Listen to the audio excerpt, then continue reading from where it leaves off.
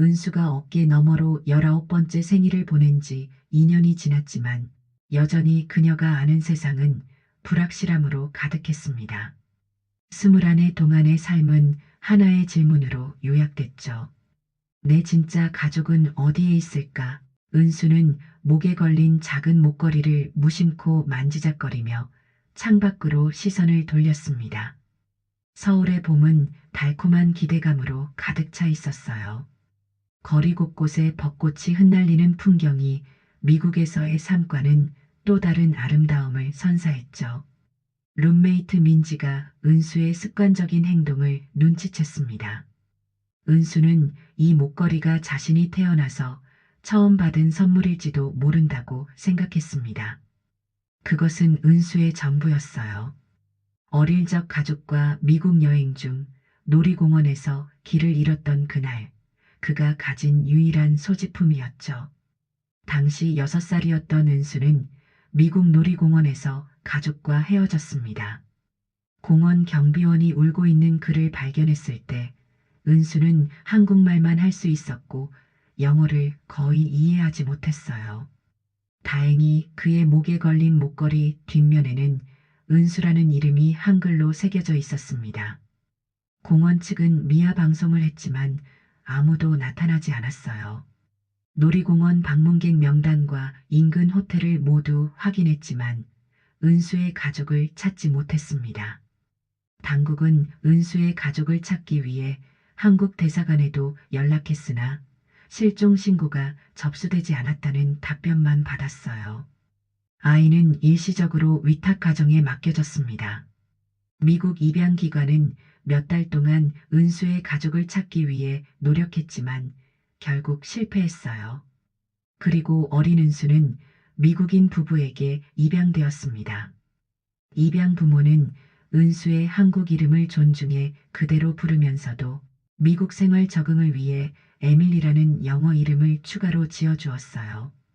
그들은 은수가 자신의 뿌리를 잊지 않도록 한국 문화와 음식을 접할 기회를 만들어 주었고, 목걸이는 항상 소중히 간직하게 했습니다. 입양 가정에서의 삶은 나쁘지 않았어요. 사랑을 듬뿍 받으며 자랐고 필요한 것은 무엇이든 채워줬습니다. 하지만 은수의 마음속에는 언제나 빈 공간이 남아 있었죠. 그 공간을 채우기 위해 한국어를 배우고 한국 문화를 찾아 헤매다가 결국 한국 유학을 결정한 것입니다. 새로운 시작을 위해 은수는 미국에서 사용하던 에밀리라는 이름 대신 본래 자신의 이름인 은수로 돌아왔습니다.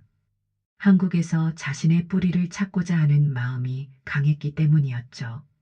목걸이 속 작은 참이 그에게 잊지 말아야 할 과거와 찾아야 할 미래를 상기시켜주는 듯 했습니다.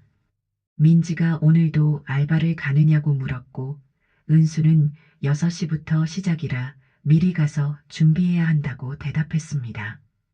카페에서의 아르바이트는 생각보다 고됐지만 한국어 실력을 늘리기에 좋은 기회였어요. 게다가 학비와 생활비를 스스로 해결하겠다는 결심은 그를 더욱 단단하게 만들어 주었습니다. 교정을 가로질러 걸으며 은수는 문득 자신이 지금 어떤 모습으로 살고 있는지 생각해 봤어요. 한국인이지만 한국인으로 살아본 적이 없는 그는 때때로 겉도는 느낌을 받았습니다. 가끔은 질문들이 머릿속을 맴돌았죠. 내 진짜 부모님은 지금 어디에 계실까? 나를 기억하고 있을까? 내가 실종된 후 날 찾기 위해 어떤 노력을 했을까? 하지만 그런 생각들은 늘 목걸이를 잡는 순간 흩어졌습니다. 그 작은 보석이 그에게 말해주는 것 같았어요. 저녁 근무를 마치고 집에 돌아오는 길, 은수는 평소와 달리 학교 근처 작은 한식당에 들어갔습니다. 오늘따라 든든한 한 끼가 필요했어요. 아직도 익숙하지 않은 메뉴판을 살피며 김치찌개를 주문했죠. 식당은 그리 크지 않았고 탁자는 넷밖에 없었습니다. 그중 맨 구석 창가에 앉은 할머니 한 분이 눈에 들어왔어요. 나이가 지긋해 보이셨지만 품이 있는 외모와 고급스러운 옷차림이 딱 봐도 평범한 할머니는 아니란 걸 알 수 있었죠. 이상한 점이 있었습니다. 할머니 앞에 놓인 음식은 거의 손도 대지 않은 채 식었고 할머니는 그저 창밖만 바라보고 계셨어요. 멍한 표정으로 말이죠. 은수는 자신의 음식을 먹으며 종종 할머니를 힐끗거렸습니다. 시간이 지나도 할머니의 상태는 변함이 없었어요. 마침내 은수는 용기를 내어 할머니의 테이블로 다가갔습니다. 할머니의 상태를 확인하자 아무 대답이 없었어요. 은수는 조심스레 할머니의 손을 만졌습니다. 차갑고 마른 손이 은수의 손 안에 있었죠. 할머니께 도움을 드리겠다는 말에 할머니의 눈이 서서히 초점을 찾았습니다. 잠시 혼란스러운 표정을 짓더니 은수를 바라보셨어요. 할머니는 잠시 정신이 혼미했다며 미소를 지었습니다.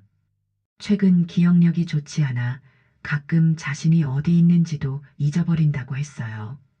은수는 할머니의 식사를 도와드리기로 했습니다. 차가워진 음식을 새로 주문하고 할머니가 편안하게 드실 수 있도록 곁에 앉았어요. 처음 만난 사이였지만 이상하게도 오래된 인연처럼 느껴졌습니다. 할머니는 은수가 학생인지 물었고 은수는 서울대에서 공부하며 미국에서 왔다고 짧게 답했습니다. 한국말을 잘한다는 할머니의 말에 은수는 한국에서 태어났으나 어릴 때 미국으로 입양되었다고 설명했어요. 할머니의 맑은 눈동자가 은수를 바라보았습니다. 처음에 혼란스러운 표정은 곧 따스한 미소로 바뀌었어요. 할머니는 은수의 이야기를 들으며 때때로 고개를 끄덕였습니다. 그 눈빛에는 말로 표현할 수 없는 깊은 감정이 서려 있었죠. 식사를 마친 후 은수는 할머니를 택시에 태워드리기로 했습니다. 할머니의 주소를 여쭤보자 명함 하나를 내밀었어요. 명함에는 강남의 고급 주택가 주소가 적혀 있었습니다. 은수는 할머니를 택시에 태우고 기사님께 주소를 알려드렸죠. 할머니는 떠나기 전 은수의 이름을 물었고 그 이름을 들으며 잠시 무언가를 생각하는 듯 했습니다. 택시가 출발하기 전 할머니는 은수의 손을 꼭 잡았어요. 그 손길에는 말로 표현할 수 없는 따뜻함이 담겨 있었습니다. 다음 날 은수는 평소와 같은 일상을 보내고 있었어요. 수업을 듣고 도서관에서 과제를 하고 알바 준비를 하던 중이었습니다. 그때 휴대폰이 울렸어요. 발신자 번호는 모르는 번호였죠. 전화 너머로 정중한 남성의 목소리가 들려왔습니다. 어제 자신의 어머니를 도와준 것에 대한 감사 인사였어요. 남자의 목소리에는 정중함과 함께 약간의 경계심이 느껴졌습니다. 은수는 순간 어리둥절했지만 곧 어제 만난 할머니가 떠올랐어요. 남성은 어머니가 치매 초기 증상이 있어 가끔 이러한 일이 발생한다고 설명했습니다. 그리고 시간이 된다면 직접 만나 감사 인사를 드리고 싶다는 뜻을 전했어요. 은수는 잠시 망설였습니다. 단순한 선행이었을 뿐인데 이렇게까지 할 필요가 있을까 싶었어요. 하지만 상대방의 진심 어린 부탁에 거절하기도 어려웠습니다. 결국 은수는 약속을 잡았어요.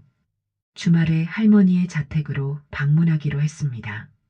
전화를 끊고 나서야 은수는 자신이 방금 무슨 약속을 한 건지 실감이 났어요. 그저 지나가는 선행이 이렇게 이어질 줄은 몰랐죠. 약속한 토요일, 은수는 할머니의 집 주소를 찾아갔습니다. 그곳은 강남의 한적한 고급 주택가였어요. 높은 담장과 정원이 있는 대저택이 눈앞에 펼쳐졌습니다. 이런 집에 살고 있는 할머니가 혼자 동네 식당에 계셨던 것이 더욱 의아해졌죠. 초인종을 누르자 중년의 여성이 문을 열었습니다. 가정부로 보이는 그녀는 은수를 정중히 맞이하며 안으로 안내했어요. 넓은 거실에는 몇 명의 사람들이 모여 있었습니다. 전화로 통화했던 남자도 있었죠. 장남 강지우는 40대로 보이는 중년의 남성이었습니다. 단정한 차림새와 예의 바른 태도였지만 눈빛에는 무언가 계산적인 기색이 감돌았어요. 그는 은수를 가족들에게 소개했습니다. 아내 윤미라와 동생 강민수, 그리고 민수의 아내 정은영까지 모두 형식적인 미소를 지었지만 은수는 공기 중에 감도는 미묘한 긴장감을 느낄 수 있었어요. 특히 강민수의 표정에는 노골적인 경계심이 담겨 있었습니다. 은수는 불편한 분위기 속에서 소파에 앉았어요. 가정부가 가져다 준 차를 한 모금 마시며 주변을 둘러보았습니다. 거실 곳곳에는 값비싼 예술품들이 놓여 있었고 벽에는 대가들의 그림이 걸려 있었어요. 이 가족이 상당한 부를 가지고 있다는 것을 한눈에 알 수 있었습니다. 잠시 후 계단에서 발소리가 들려왔어요. 모두의 시선이 그곳으로 향했습니다. 우아한 한복을 입은 할머니가 천천히 내려오고 있었죠. 은수는 그날 식당에서 만났던 할머니가 이렇게 품위 있는 모습일 줄은 몰랐습니다. 할머니의 눈빛은 다른 가족들과는 달리 온화하고 따뜻했어요. 그리고 그 눈빛이 은수와 마주치는 순간 할머니의 표정이 미묘하게 변화했습니다. 은수는 긴장된 마음으로 자리에서 일어나 인사를 건넸습니다. 할머니는 천천히 다가와 은수의 앞에 섰어요. 그리고 마치 오랜 지인을 대하듯 편안한 미소를 지었습니다. 하지만 그 미소 뒤에는 무언가 더 깊은 감정이 숨겨져 있는 듯 했어요. 마치 오랫동안 찾던 무언가를 발견한 기쁨과 안도감이 섞인 복잡한 표정이었습니다. 가족들은 이러한 할머니의 변화를 눈치챘는지 서로 의미심장한 눈빛을 주고받았어요. 특히 장남 강지훈의 얼굴에는 미묘한 긴장감이 스쳐 지나갔습니다. 은수는 이 집에 들어서는 순간부터 느껴지던 묘한 기운이 더욱 강해지는 것을 느꼈어요. 무언가가 흐르고 있었습니다. 그것은 단순한 감사 인사 이상의 무언가였죠. 은수는 자신이 모르는 큰 이야기의 한가운데 서 있다는 느낌을 지울 수 없었습니다.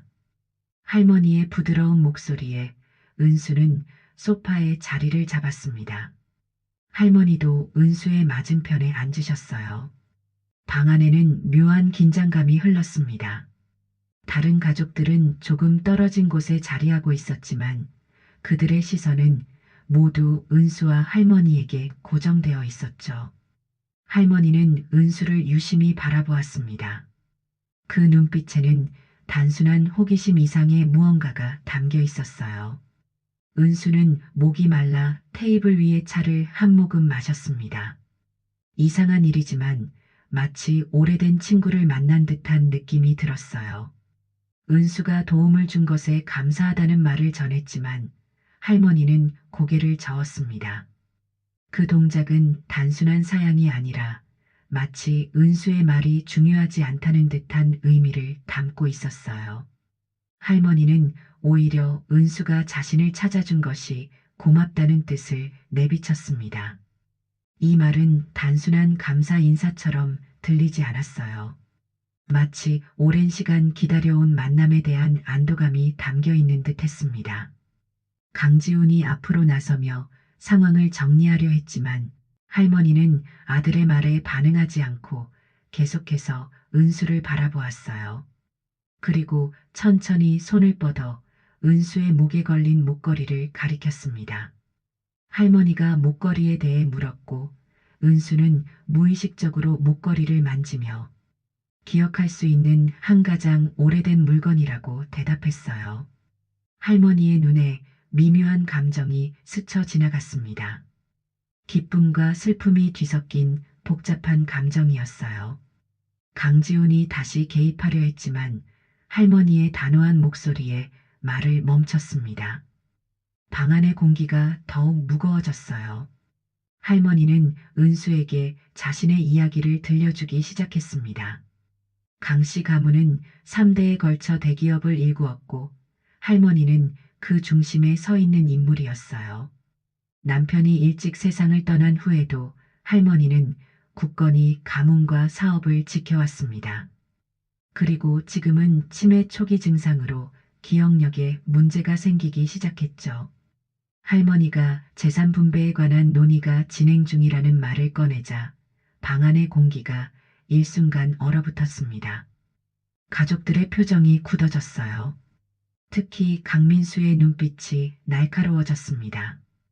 은수는 자신이 왜 이런 민감한 가족 문제의 한가운데 있는지 이해할 수 없었어요. 가족 내의 일이라며 물러나려 했지만 할머니는 은수가 이 자리에 있어야 할 사람이라고 단언했습니다. 강민수가 참지 못하고 끼어들었지만 할머니의 단호한 한마디에 모든 사람이 침묵했어요. 은수의 심장이 빠르게 뛰기 시작했습니다. 무언가 큰일이 일어나려 하고 있다는 느낌이 들었어요. 할머니는 천천히 은수의 손을 잡았습니다. 그 손길에는 말로 표현할 수 없는 애정이 담겨 있었어요. 은수의 본명을 물었고 은수는 박은수라고 대답했습니다. 미국 이름은 에밀리지만 한국에 와서는 본래 이름을 쓰고 있다고 설명했어요. 할머니의 눈에 눈물이 고였습니다. 20년 전 가족이 미국 여행을 갔을 때 손녀가 놀이공원에서 실종됐다는 이야기를 꺼냈어요. 그 아이의 이름이 박은수였는지 묻자 할머니는 고개를 끄덕였습니다. 방 안의 모든 사람들이 충격에 휩싸였어요. 강지우는 얼굴이 하얗게 질렸고 강민수는 믿을 수 없다는 표정을 지었습니다. 강민수의 아내 정은영은 이것이 우연의 일치일 수도 있다고 말했어요. 할머니는 천천히 일어나 방을 나갔다가 작은 상자를 들고 돌아왔습니다. 상자를 열자 그 안에는 낡은 사진 한 장이 있었어요. 할머니는 그 사진을 은수에게 건넸습니다. 사진 속에는 어린 소녀가 목걸이를 목에 걸고 환하게 웃고 있었어요. 그 목걸이는 바로 지금 은수가 목에 걸고 있는 것과 똑같았습니다. 사진 뒷면에는 날짜와 함께 우리 은수에게 할머니가라는 글씨가 적혀 있었어요. 은수의 손이 떨렸습니다. 그동안 찾아 헤매던 자신의 뿌리가 바로 눈앞에 있다는 사실이 믿기지 않았어요. 머릿속에 수많은 생각이 스쳐 지나갔습니다. 자신이 정말 이 부유한 가문의 일원이라면, 그리고 그것이 사실이라면 앞으로 어떤 일이 벌어질지, 가족들은 자신을 어떻게 생각할지, 모든 것이 혼란스러웠어요. 가족들은 각자 다른 반응을 보였습니다. 강지우는 침착함을 유지하려 노력했지만 그의 굳은 턱선은 내면의 동요를 감추지 못했어요. 윤미라는 놀란 표정으로 남편을 바라보았고 강민수는 여전히 의심의 눈초리를 거두지 않았습니다. 정은영은 불안한 듯 손가락을 꼼지락거렸어요. 할머니는 차분한 목소리로 이 상황을 더 명확히 하기 위해 DNA 검사를 제안했습니다. 그것이 가장 확실한 방법이라고 말했어요. 강지우는 이성적인 접근이라며 동의했지만 그의 눈빛에는 복잡한 감정이 스쳐 지나갔습니다. 강민수는 즉각적으로 동의했어요. 그의 태도에는 이 상황을 빨리 끝내고 싶다는 조급함이 묻어났습니다. 은수는 잠시 생각에 잠겼습니다. DNA 검사를 한다는 것은 자신의 삶이 완전히 바뀔 수도 있다는 뜻이었어요. 지금까지 알고 있던 모든 것이 뒤바뀔 수도 있었습니다. 하지만 동시에 오랫동안 찾아 헤매던 자신의 뿌리를 확인할 수 있는 기회이기도 했어요. 은수는 천천히 고개를 들어 할머니를 바라보았습니다. 할머니의 눈에는 기대와 두려움, 그리고 깊은 애정이 담겨 있었어요. 은수는 마음을 정했습니다. 진실을 알아야 했어요. 그리고 이 모든 이야기의 끝에 무엇이 기다리고 있든 그것을 마주할 준비가 되어 있었습니다. 이 결정은 단순히 가문의 재산이나 상속에 관한 문제가 아니었어요. 은수에게는 자신의 정체성을 찾는 여정이었습니다. 21해 동안 가슴속에 품어온 질문에 대한 답을 찾는 순간이었어요. 은수는 DNA 검사를 위해 강씨 가문이 지정한 병원을 찾았습니다. 병원 로비의 화려한 실내 장식이 이곳이 일반적인 병원과는 다르다는 것을 말해주고 있었어요. 강지훈이 은수를 맞이했고 두 사람은 검사실로 향했습니다. 강지훈의 표정은 여전히 경계심을 감추지 못했지만 이전보다는 부드러워진 느낌이었어요. 강지훈이 검사 결과가 3일 정도 걸린다고 알려주었습니다. 은수는 고개를 끄덕였습니다. 3일이라는 시간이 그에게는 영원처럼 느껴졌어요. 평생을 궁금해하던 자신의 뿌리를 알게 될지도 모르는 순간까지 3일. 그 시간이 어떻게 흘러갈지 상상조차 할 수 없었습니다. 검사를 마치고 나오는 길에 강지훈이 은수에게 할머니가 만나고 싶어 한다며 시간이 괜찮은지 물었습니다. 은수는 잠시 망설였지만 이내 수락했습니다. 할머니와 더 많은 이야기를 나누고 싶었어요. 특히 목걸이에 관해서 말이죠. 강씨 가문의 대저택에 다시 도착했을 때 지난번과는 달리 가족들이 보이지 않았습니다. 조용한 거실을 지나 정원으로 향했어요. 그곳에는 할머니가 혼자 앉아 있었습니다. 나이를 고려하면 놀라울 정도로 당당한 자세였어요. 할머니는 은수를 보자 환하게 웃었습니다. 할머니의 손짓에 은수는 그 옆자리에 앉았습니다. 정원은 아름다웠어요. 잘 가꾸어진 꽃들과 나무들이 조화롭게 어우러져 있었습니다. 마치 작은 천국 같았죠. 할머니는 천천히 이야기를 시작했어요. 20년 전 가족들과 함께 미국 여행을 갔던 이야기, 놀이공원에서 손녀를 잃어버렸던 그 순간, 그리고 그 이후의 절망적인 시간들을 생생하게 들려주었습니다. 그들은 미국에서 일주일을 더 머물며 필사적으로 은수를 찾았지만 결국 빈손으로 한국에 돌아와야 했어요. 그 후로도 계속해서 미국 대사관, 국제실종자 기구, 심지어 사설 탐정까지 동원하여 찾았지만 아무런 소식도 없었다고 했습니다. 할머니의 눈에 눈물이 고였습니다. 은수도 마음이 아팠어요. 그동안 자신이 가족에게 버려졌다고 생각했던 순간들이 떠올랐습니다. 하지만 진실은 달랐어요. 그들은 계속해서 자신을 찾고 있었던 것입니다. 할머니는 목걸이가 은수의 5번째 생일에 선물해 준 것이라고 말했습니다. 은수는 무의식적으로 목걸이를 만졌습니다. 할머니는 은수가 정말 자신의 손녀인지 아직 확신할 수는 없지만 마음속으로는 이미 알고 있다고 했어요. 그가 돌아왔다고 말입니다. 할머니의 말에 은수의 눈시울이 붉어졌습니다. 어쩌면 이 모든 것이 꿈일지도 모른다고 생각했어요. 하지만 마음 깊은 곳에서는 이것이 진실이라는 것을 알고 있었습니다. 저택 안쪽에서 발소리가 들려왔어요. 강민수가 정원으로 걸어오고 있었습니다. 그의 표정은 여전히 경계심으로 가득했어요. 강민수는 회의 시간이 다 되어 간다며 할머니에게 알렸습니다. 할머니는 고개를 끄덕이며 은수에게 가족회의가 있으니 잠시 자리를 비켜달라고 부탁했어요. 은수는 자리에서 일어났습니다. 가족의 일에 끼어들고 싶지 않았어요. 하지만 그가 막 자리를 뜨려는 순간 강민수가 할머니에게 이야기를 시작했습니다.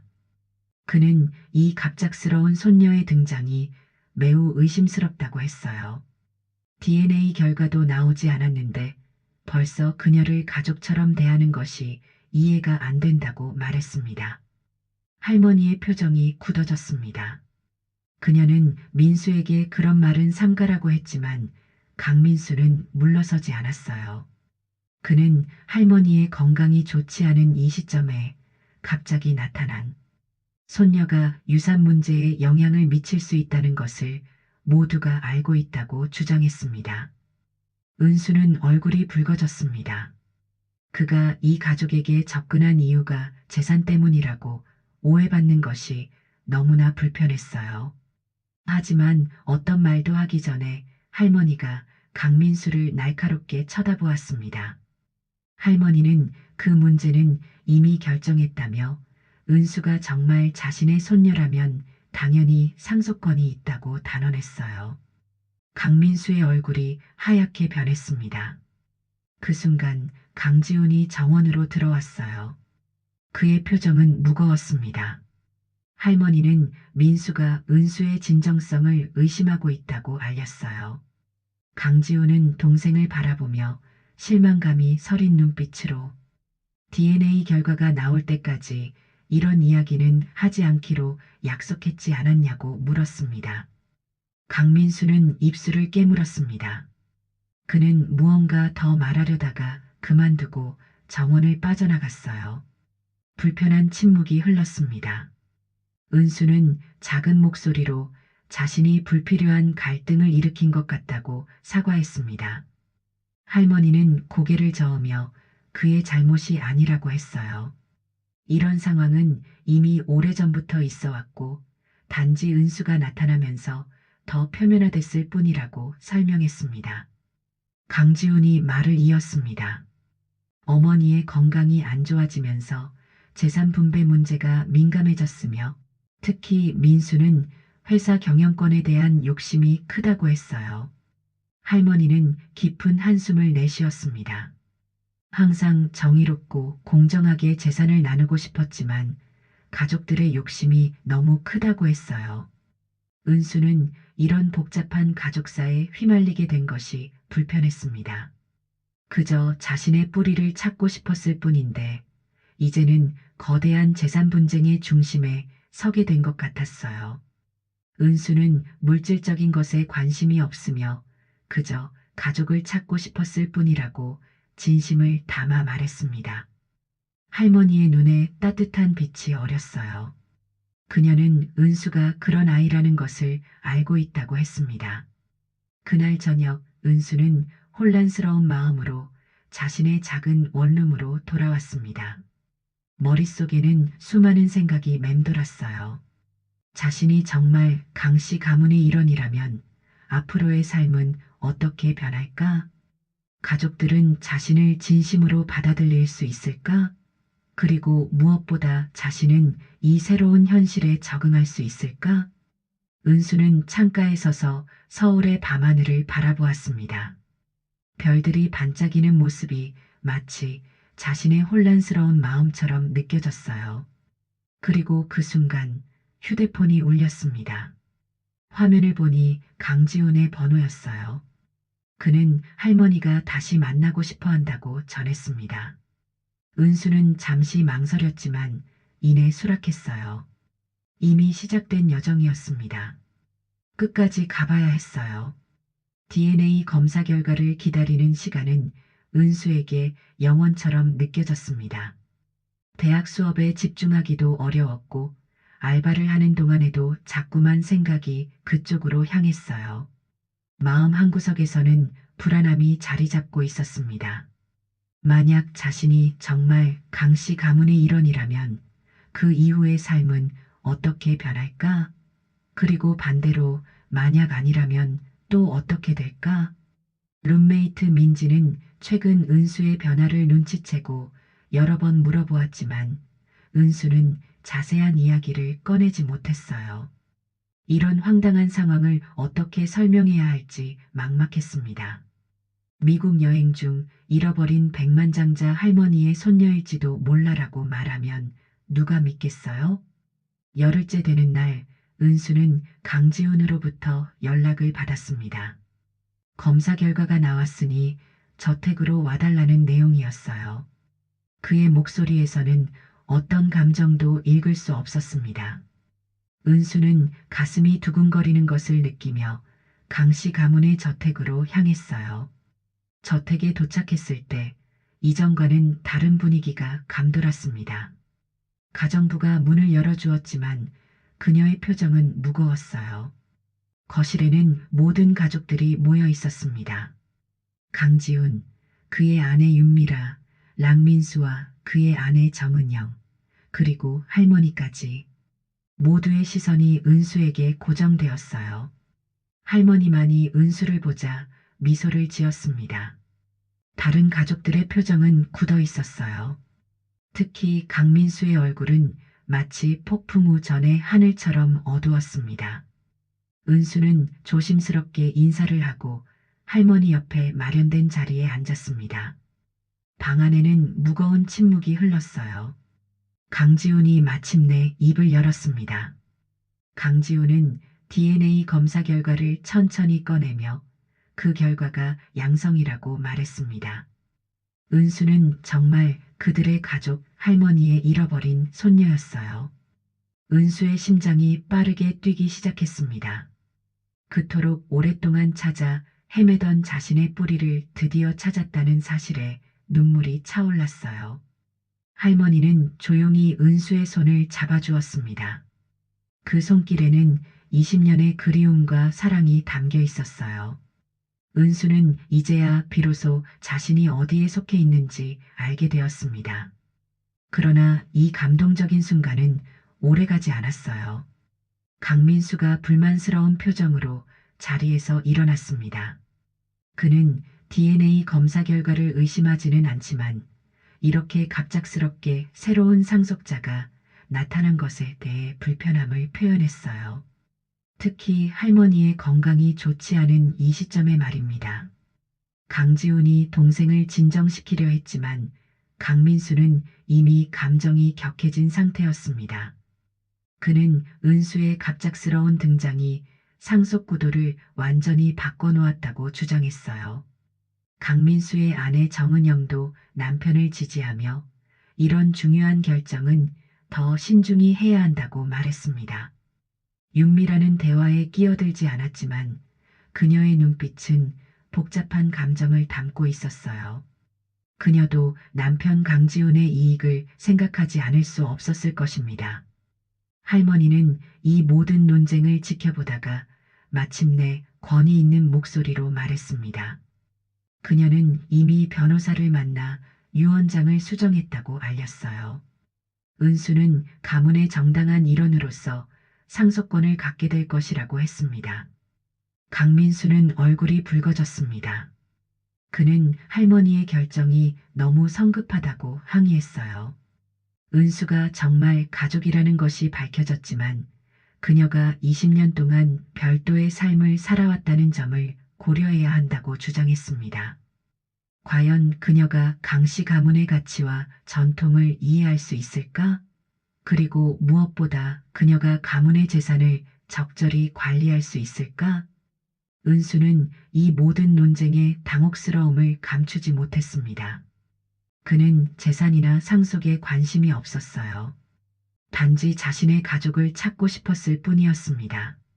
그러나 이제 은수는 자신이 단순한 잃어버린 가족이 아니라 거대한 재산을 둘러싼 갈등의 중심에 서 있다는 것을 깨달았어요.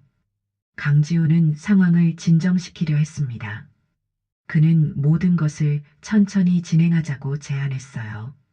은수가 가족으로 인정받았으니 이제 그녀를 가문의 일원으로 받아들이고 서로를 알아가는 시간을 가지자고 말했습니다.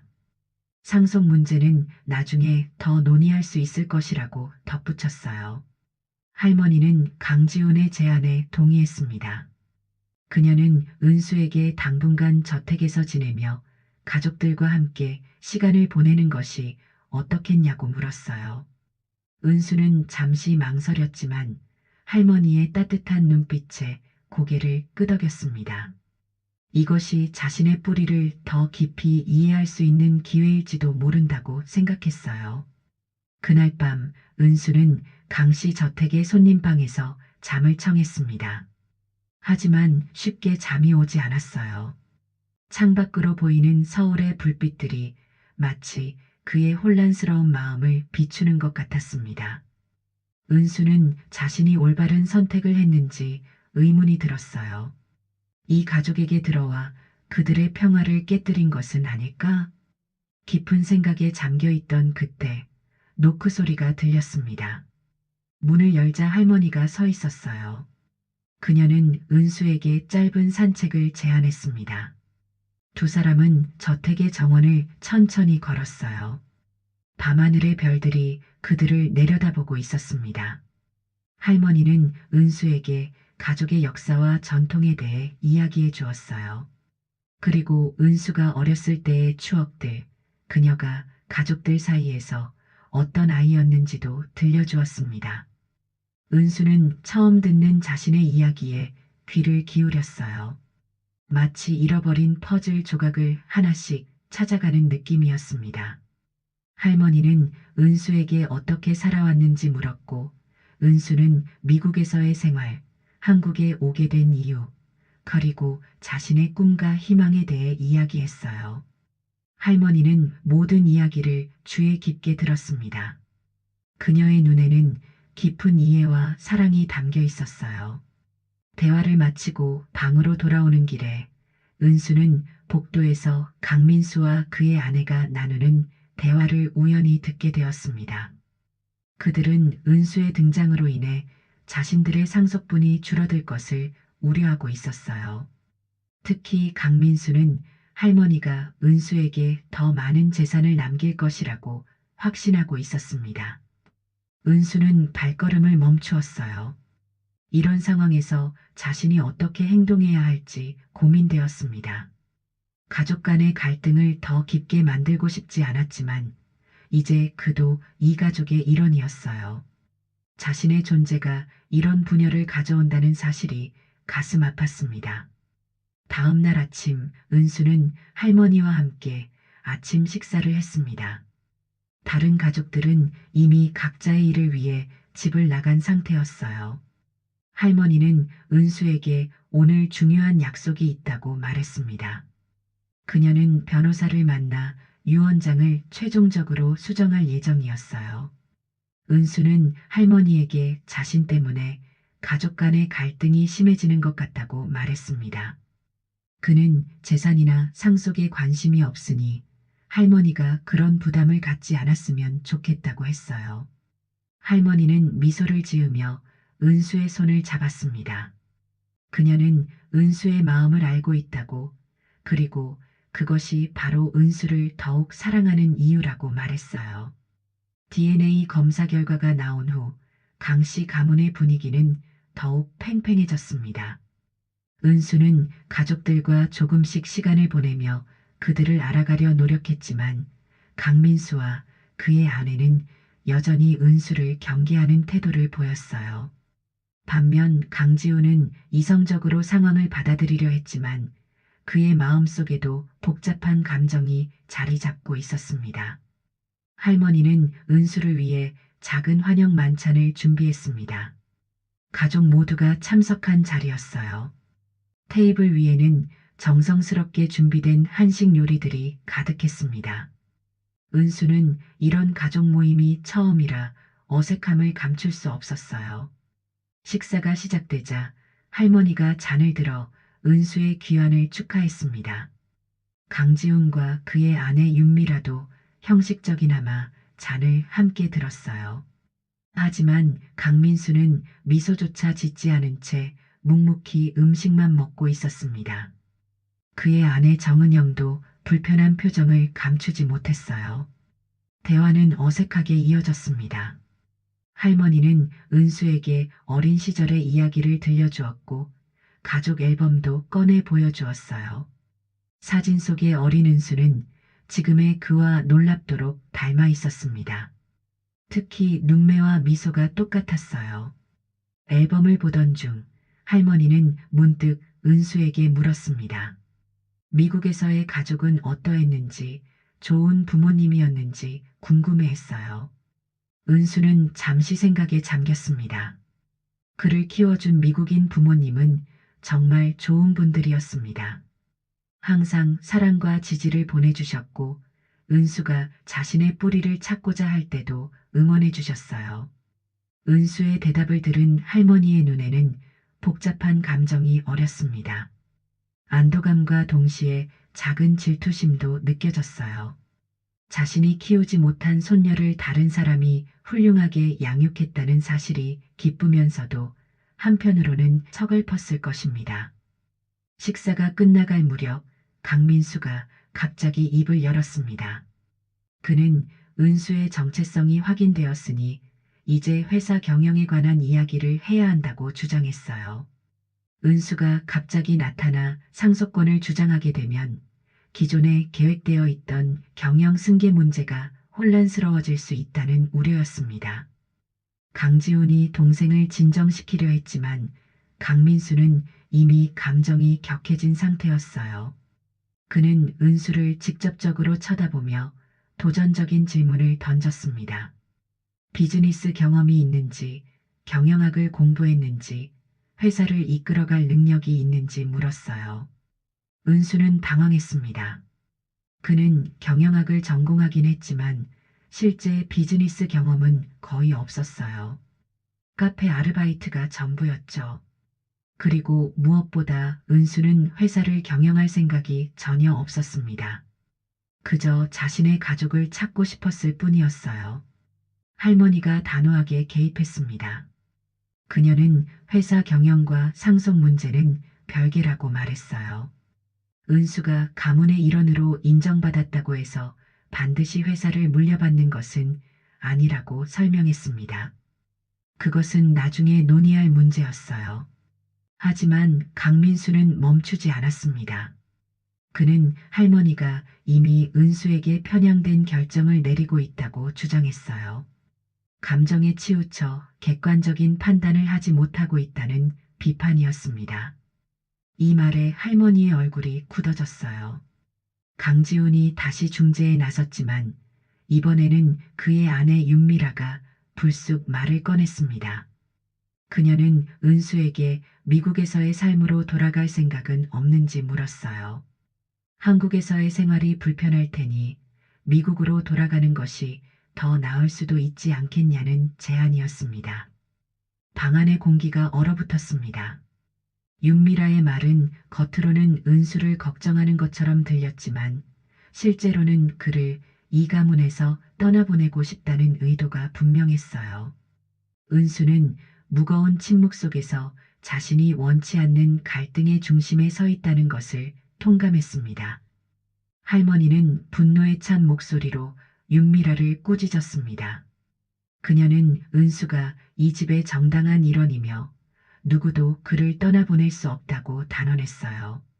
할머니의 단호함에 모두가 침묵했습니다. 식사는 그렇게 불편한 분위기 속에서 끝이 났어요. 은수는 자신의 방으로 돌아와 창밖을 바라보았습니다. 밤하늘의 별들이 흐릿하게 보였어요. 마치 그의 마음처럼 흐려진 느낌이었습니다. 다음 날 은수는 할머니와 함께 변호사 사무실을 방문했습니다. 할머니는 유언장을 수정하고 싶다고 했어요. 변호사는 할머니의 정신 상태가 명료한지 확인하기 위해 몇 가지 질문을 던졌습니다. 할머니는 모든 질문에 또렷하게 대답했어요. 변호사와의 상담이 끝난 후 할머니는 은수에게 자신의 계획을 알려주었습니다. 그녀는 재산의 상당 부분을 은수에게 물려줄 생각이었어요. 그것은 단순히 물질적인 보상이 아니라 20년 동안 함께하지 못한 시간에 대한 보상이자 은수가 앞으로 독립적인 삶을 살아갈 수 있도록 하는 배려였습니다.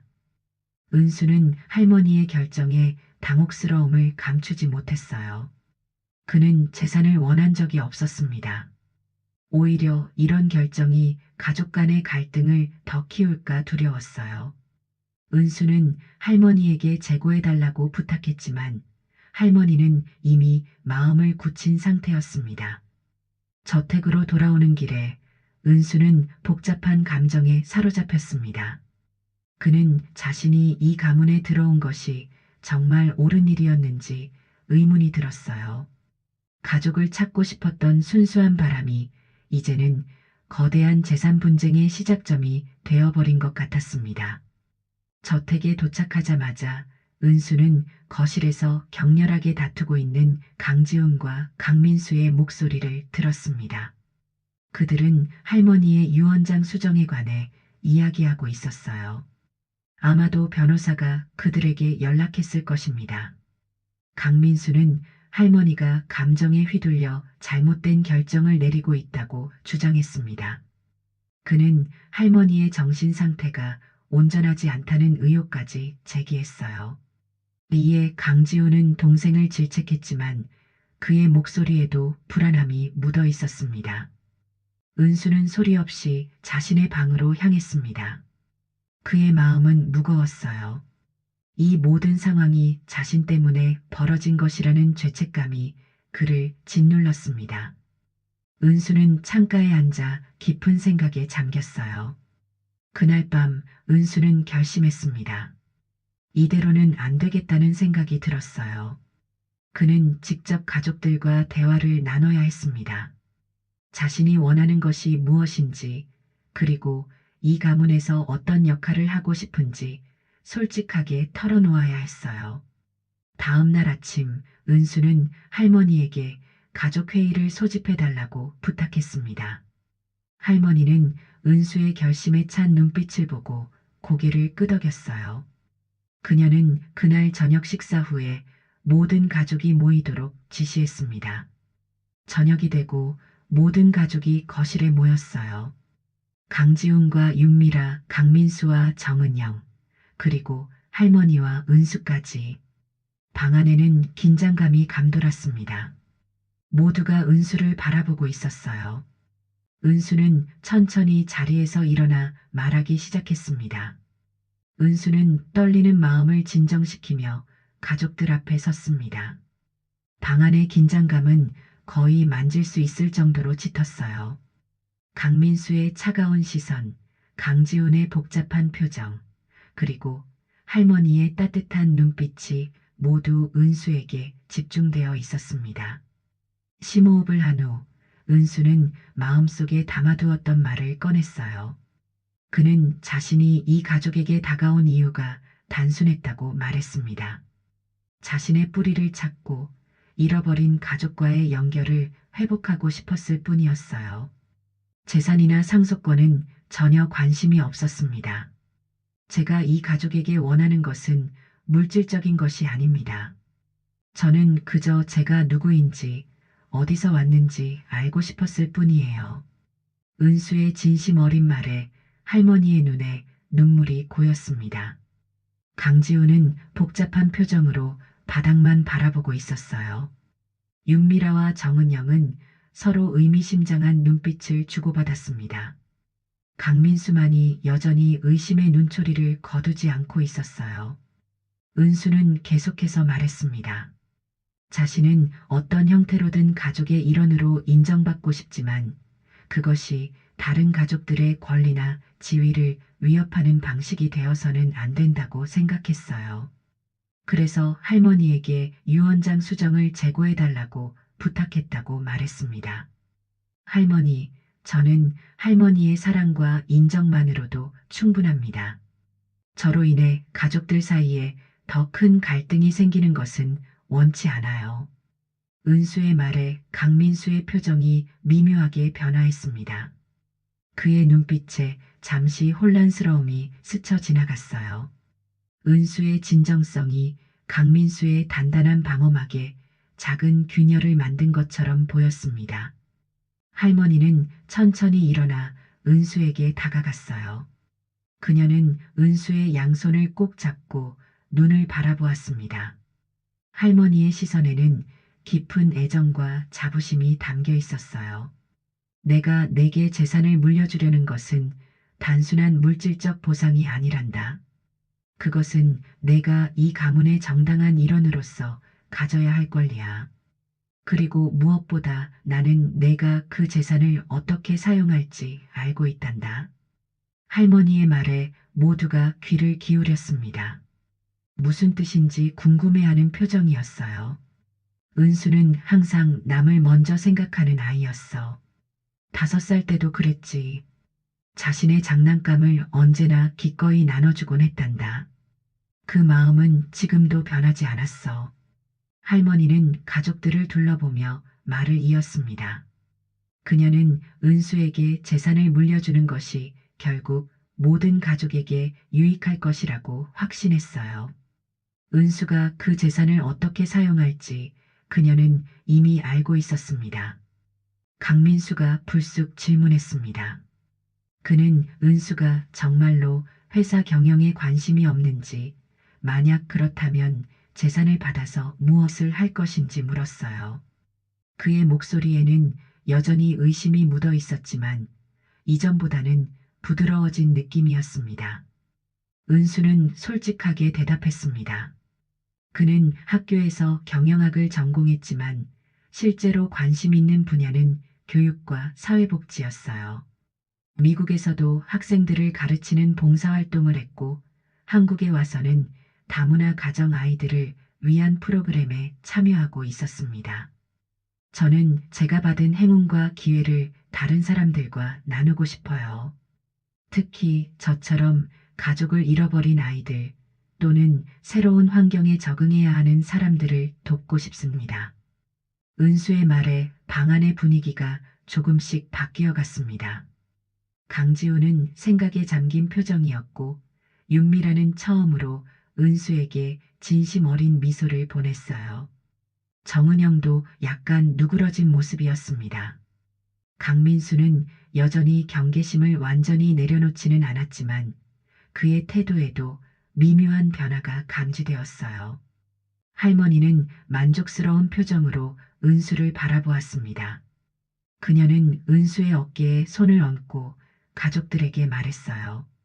이제 알겠지? 은수는 우리가 생각하는 것과는 다른 방식으로 이 가문에 기여할 수 있어. 그 아이의 따뜻한 마음과 새로운 시각이 우리 가문에 필요한 변화를 가져올 수도 있단다. 가족회의는 그렇게 예상보다 평화롭게 마무리되었습니다. 완전한 화해와 이해에 도달했다고 말할 수는 없었지만 적어도 서로를 향한 극단적인 적대감은 줄어든 것 같았어요. 특히 강지우는 은수에게 다가와 회사를 둘러보는 것이 어떻겠냐고 제안했습니다. 은수가 직접 보고 경험하면 더 많은 것을 이해할 수 있을 것이라고 말했어요. 그날 밤 은수는 오랜만에 편안한 마음으로 잠자리에 들었습니다. 모든 문제가 해결된 것은 아니었지만 적어도 상황이 올바른 방향으로 나아가고 있다는 느낌이 들었어요. 그리고 무엇보다 은수는 자신이 이 가족에게 속해 있다는 감각을 처음으로 진정으로 느꼈습니다. 다음 날 강지우는 약속대로 은수를 회사로 데려갔습니다. 강씨 가문이 운영하는 기업은 서울 강남의 고층 빌딩에 위치해 있었어요. 현대적이고 세련된 건물이었습니다. 강지우는 은수에게 회사의 역사와 성장 과정, 그리고 현재의 사업 영역에 대해 소개했어요.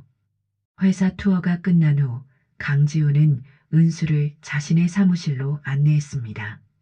그는 은수에게 커피를 건네며 진지한 표정으로 말을 꺼냈어요. 솔직히 말하자면 처음에는 내가 갑자기 나타난 것이 불편했어. 특히 어머니가 너에게 쏟는 관심이 과하다고 느꼈지. 하지만 어제 내 이야기를 들으며 생각이 바뀌었어. 강지우는 자신이 어릴 때부터 이 회사를 물려받기 위해 준비해왔다고 말했습니다. 그것이 그의 인생의 목표였어요. 반면 강민수는 항상 형의 그림자 아래에 있다고 느꼈고, 그래서 더 경쟁적이고 집착적이 되었다고 설명했습니다. 민수는 항상 자신이 부족하다고 느껴왔어. 그래서 내가 나타났을 때 자신의 위치가 더 위태로워질까봐 두려워했던 거야. 은수는 강지훈의 솔직한 고백에 감사함을 느꼈습니다. 그는 이 가족의 역학관계를 조금 더 이해하게 되었어요. 그리고 자신이 어떻게 행동해야 할지에 대한 방향성도 조금씩 잡혀갔습니다. 그날 저녁 할머니는 은수를 자신의 방으로 불렀습니다. 그녀는 오래된 보석함을 열어 작은 다이어리를 꺼냈어요. 그것은 은수가 실종된 후 할머니가 쓰기 시작한 일기였습니다. 할머니는 그 다이어리를 은수에게 건네며 말했습니다. 이것을 읽어보렴. 내가 얼마나 너를 찾아 헤맸는지, 그리고 얼마나 기다려왔는지 알게 될 거야. 은수는 할머니의 방을 나와 자신의 방으로 돌아왔습니다. 그는 침대에 앉아 조심스럽게 다이어리를 펼쳤어요. 그 안에는 20년 동안 할머니가 느낀 슬픔, 그리움, 그리고 희망이 고스란히 담겨 있었습니다.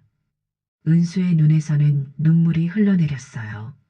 다이어리를 읽으며 은수는 할머니가 자신에게 재산을 물려주려는 진짜 이유를 이해하게 되었습니다. 그것은 단순한 물질적 보상이 아니었어요. 그것은 할머니가 은수에게 줄 수 있는 유일한 선물이자 20년의 그리움과 사랑의 표현이었습니다. 은수는 그날 밤 중요한 결심을 했습니다. 그는 할머니의 소망을 존중하기로 했어요. 하지만 동시에 그 재산이 가족 간의 분열을 더 키우는 원인이 되어서는 안 된다고 생각했습니다. 은수는 자신만의 방식으로 이 문제를 해결할 계획을 세웠어요. 서울의 가을이 깊어가던 어느 날 할머니의 건강이 급격히 악화되었습니다. 갑작스런 뇌출혈로 의식을 잃은 할머니는 중환자실에 입원했어요. 가족들은 병원 대기실에 모여 초조하게 의사의 소식을 기다렸습니다. 은수는 창밖으로 떨어지는 낙엽들을 바라보며 복잡한 감정에 사로잡혔어요. 겨우 찾은 할머니를 다시 잃게 될까 두려웠습니다. 의사는 할머니의 상태가 매우 위중하다고 전했어요. 모든 가족이 마음의 준비를 해야 할 시간이라는 말이었습니다. 강지우는 괴로움에 얼굴을 감쌌고 강민수는 병실 복도를 서성이며 불안해했어요. 이런 위기 상황에서도 가족 간의 긴장은 여전히 느껴졌습니다. 3일 후 할머니는 끝내 의식을 되찾지 못한 채 평화롭게 세상을 떠났어요. 장례식은 조용하고 품위 있게 진행되었습니다. 많은 사업가와 지인들이 조문객으로 찾아왔어요. 은수는 할머니의 영정 앞에서 눈물을 흘리며 속삭였습니다. 할머니, 저 찾으려고 그렇게 애쓰셨는데, 이제야 만났는데, 장례식이 끝나고 일주일 후 가족들은 변호사 사무실에 모였습니다. 할머니의 유언장을 공개하는 자리였어요. 변호사는 엄숙한 표정으로 봉투를 열었습니다. 방 안에는 무거운 침묵이 감돌았어요. 변호사가 유언장을 읽기 시작했습니다. 예상대로 할머니는 재산의 상당 부분을 은수에게 남겼어요. 회사 지분의 40%와 현금 자산, 그리고 강남의 본가까지. 강지훈에게는 회사 지분 30%와 별장, 강민수에게는 지분 20%와 다른 부동산이 할당되었습니다. 유언장 낭독이 끝나자 강민수의 얼굴이 붉어졌어요. 그는 억눌린 분노로 떨고 있었습니다. 강지우는 표정을 감추려 했지만 그의 눈에도 실망감이 어렸어요. 윤미라와 정은영은 서로를 바라보며 의미심장한 눈빛을 교환했습니다. 은수는 천천히 자리에서 일어났어요. 모두의 시선이 그에게 향했습니다. 은수는 깊게 숨을 들이마신 후 차분한 목소리로 말했습니다. 제가 할머니의 결정을 존중합니다. 하지만 저는 제 방식대로 이 유산을 다루고 싶어요. 은수는 서류 가방에서 준비해온 문서를 꺼냈습니다. 그것은 변호사와 상의하여 이미 준비해둔 재산 분배 계획이었어요.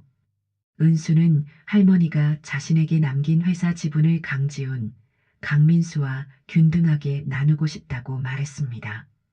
또한 현금 자산은 가문의 이름으로 교육재단을 설립하는 데 사용하고 싶다고 했어요. 할머니께서 저에게 남기신 것은 물질적인 재산이 아니라 가족이었습니다.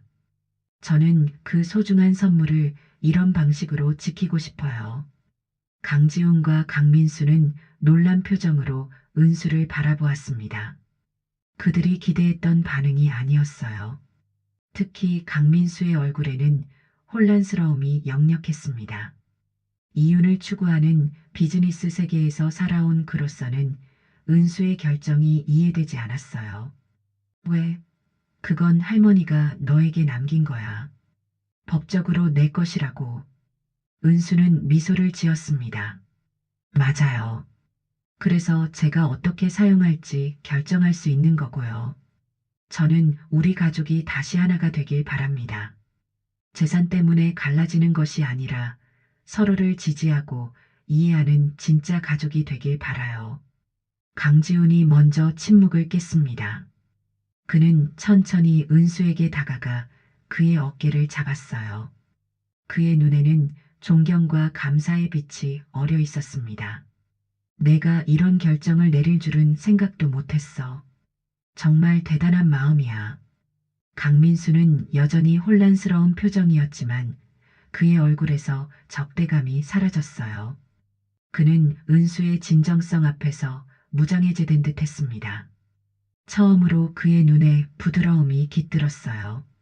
할머니가 왜 너를 그토록 믿었는지 이제 알겠다. 은수의 제안에 따라 가족들은 변호사와 함께 새로운 합의안을 작성했습니다. 회사 지분은 3등분되었고 교육재단 설립을 위한 절차도 시작되었어요. 강수연 교육재단이라는 이름으로 할머니의 뜻을 기리는 동시에 은수의 비전을 실현할 수 있는 기관이 탄생하게 되었습니다. 몇 주 후 가족들은 할머니의 묘소를 찾았습니다. 서로 어색했던 관계는 조금씩 부드러워지고 있었어요. 강지우는 회사 경영을 맡았고 강민수는 해외 사업 확장을 담당하게 되었습니다. 은수는 교육재단의 운영에 참여하면서 특히 국제 입양아와 다문화 가정 아이들을 위한 프로그램 개발에 열정을 쏟았어요. 할머니의 묘소 앞에서 은수는 목에 걸린 목걸이를 부드럽게 어루만졌습니다. 그 작은 보석이 그에게 가져다 준 운명의 변화가 놀라웠어요. 가족을 잃었다가 다시 찾게 된 기적 같은 여정이었습니다. 할머니, 보고 계신가요? 우리 가족이 다시 하나가 되어가고 있어요. 은수의 말에 바람이 살랑거리며 지나갔습니다. 마치 할머니가 대답하는 것처럼 느껴졌어요. 강지훈과 강민수도 묵묵히 할머니의 묘소를 바라보았습니다. 그들의 눈에도 감사와 회한이 담겨 있었어요. 1년 후 강씨 가문은 완전히 달라진 모습으로 변모했습니다. 과거의 갈등과 불신은 상호 존중과 이해로 대체되었어요. 강수연 교육재단은 성공적으로 자리를 잡았고 회사도 세 사람의 협력 아래 더욱 번창했습니다. 은수는 재단 사무실에서 창밖을 바라보며 지난 시간을 돌아보았어요.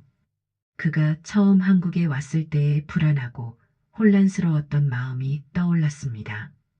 그때는 단지 자신의 뿌리를 찾고 싶었을 뿐이었는데 이제는 새로운 가족과 함께 더 큰 꿈을 향해 나아가고 있었어요. 문득 책상 위에 놓인 사진 한 장이 눈에 들어왔습니다. 할머니와 어린 은수가 함께 찍은 오래된 사진이었어요. 그 사진 속에서 할머니는 은수의 목에 목걸이를 걸어주고 있었습니다. 운명의 목걸이, 그리고 기적 같은 재회를 가능하게 했던 소중한 연결고리였어요. 은수는 사진을 가슴에 안고 미소 지었습니다. 이제 그는 자신이 누구인지, 어디에 속해 있는지 분명히 알고 있었어요. 그것은 단순한 혈연이나 재산의 문제가 아니었습니다. 진정한 가족의 의미는 서로에 대한 사랑과 존중, 그리고 함께 더 나은 미래를 만들어가는 데 있었어요. 창밖으로 내리는 봄비가 세상을 씻어내리는 것처럼 은수의 마음에도 평화가 깃들었습니다. 그는 목걸이를 손으로 감싸며 작게 속삭였어요.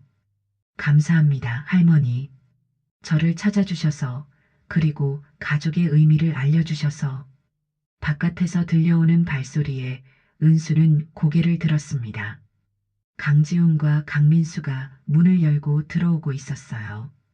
그들의 얼굴에는 따뜻한 미소가 어려 있었습니다. 이제 그들은 단순한 친척이 아니라 진정한 형제가 되어 있었어요. 회의 준비됐어?